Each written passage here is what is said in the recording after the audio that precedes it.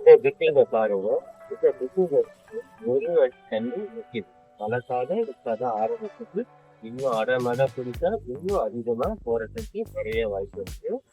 அடுத்த சில வருஷத்துலயே பாத்தீங்கன்னா சுத்திலும் இருக்க ஏரியால ஹைட் அதிகமாகி இந்த வீட்டுக்குள்ள தண்ணி போறதுக்கு வாய்ப்பு ரொம்ப அதிகமா இருக்கு. நான் சொல்ற மெத்தடை ஃபாலோ பண்ணீங்கன்னா இந்த வீட்டுக்குள்ள நீண்ட காலத்துக்கு தண்ணி வராம பார்த்துக்கணும்.